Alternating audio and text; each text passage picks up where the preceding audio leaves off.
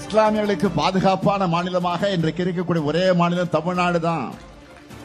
அதுக்கு காரணம் திராவிட முன்னேற்ற கழகம். திமுக தான் சிறுபான்மையின மக்களை காக்கக்கூடிய காவல் அரண். அதனாலதான் உங்க உணவு அரசியல், கும்பல் வன்முறை போன்றவை இன்றைக்கு தலையெடுக்காம இருக்கு.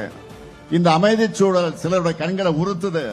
தமிழ்நாட்டில் எப்படியாவது குழப்பம் ஏற்படுத்தலாமான்னு அவங்க போடுற ராஜதந்திரங்கள் எல்லாம் வீணாகிட்டு இருக்கு. துரோகங்களுக்கான அர்த்தமா அகராதிகளை இடம் பிடிச்சிருக்கக்கூடிய 10 தோல்வி பழனிசாமி முஸ்லிம் மக்களுக்கு எதிராக செஞ்ச துரோகங்கள் எல்லாம் சொல்லணும்னா அந்த பட்டியலும் ரொம்ப பெருசு. குடியுரிமை சட்டம் நிறைவேற அதிமுக அந்த மசோதாவை ஆதரிச்சது. திராவிட முன்னேற்ற கழகம் தான் குடியுரிமை திருத்த சட்டத்துக்கு எதிராக கையெழுத்து இயக்கத்தை நடத்தணும். உச்சநீதிமன்றத்தில் வழக்கு தொடர்ந்தோம். தமிழ்நாடு வக்ஃப் வாரியத்தில் பதிவு பெற்றுள்ள 1537 உலமாக்களுக்கு இனி 5000 ரூபாய் ஓய்வூதியமாக, 2500 ரூபாய் குடும்ப ஓய்வூதியமாக உயர்த்தி வழங்கப்படும். முதற்கட்டமாக இதில் 1000 உலமாக்களுக்கு இருசக்கர வாகனம் வாங்குறதுக்கான அரசு மானிய தொகை 25,000 ரூபாயிலிருந்து 50,000 ரூபாயாக உயர்த்தி வழங்கப்படும். நாங்கள் எப்பொழுதும் துணையாக அல்ல, உங்களுக்கு இந்த நல்லாட்சி நீடிக்க நிலைத்திருக்க எல்லா வகையிலும் நாங்கள் ஒத்துழைப்பு அல்ல, இத்தனை தியாகங்களை செய்ய நாங்கள் தயாராக இருக்கிறோம் என்பதை தெரிவித்து நீங்கள் வாழ்க, திராவிட மாடல் ஆட்சி தொடர்ந்து வெல்க. புதிதாக பாரதியாவோடும் கூட்டணி இல்லை, திமுகவோடும் இல்லை என்று சொல்ல ஒரு கட்சி இங்கே தமிழகத்திலே தேர்தலை சந்தித்து வந்து சிறுபான்மையுடைய வாக்குகளை எப்படியாவது பிரித்து கொள்ளலாம் என்று திட்டமிட்டால் அதற்கு இஸ்லாமியர்கள் எந்த காலத்திலும் அந்த அவர்களுடைய சூழ்ச்சிக்கு அடிவணைய மாட்டார்கள், சூழ்ச்சிக்கு துணை போக மாட்டார்கள். எப்போ உங்க அண்ணே தலைமை கழகத்தில் அதிகாரப்பூர்வமாக அறிவிக்கிறேனோ அதுதான் உண்மையான அறிவிப்பு. அதுக்கு வரைக்கும் நீங்க யார் எதை சொன்னாலும் நம்ப வேண்டாம். சரிசமமா இருக்காங்க. இன்னைக்கு தேமுதிக எந்த பக்கம் போகுதோ அவங்க தான் இன்னைக்கு ஆட்சியில உட்காருவாங்க. அதுல மாற்று கருத்து இல்ல. ஏதோ ஒரு கட்சிக்கு ஆதரவு கொடுத்து இவங்க தேஞ்சு போய்கிட்டே இருக்கிறாங்க.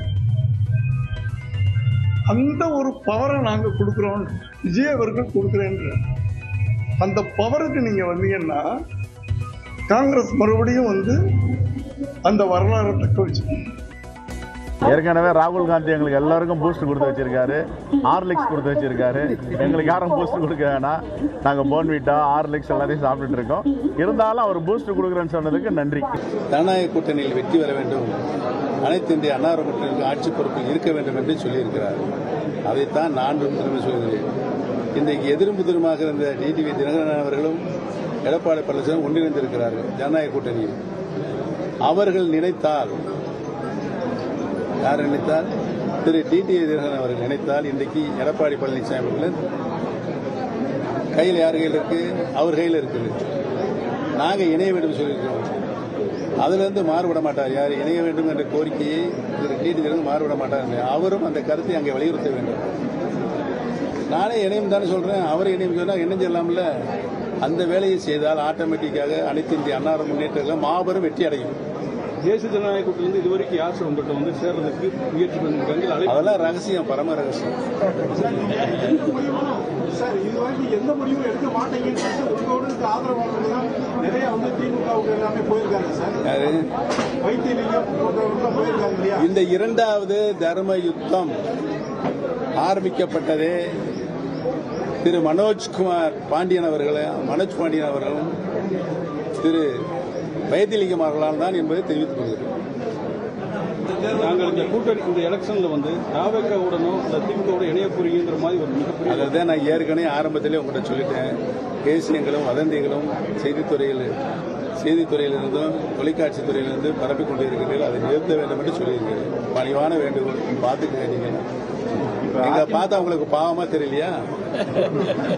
இந்த மாதிரி பொய் செய்திகளை வெளியிட்டு கொண்டே இருக்கீங்களே. இப்ப அன்னைக்கு தான் கேட்டுருக்காரு, இன்னைக்கே கேட்டாரு, 3-4 வருஷமா கேட்டு தான் இருக்காரு.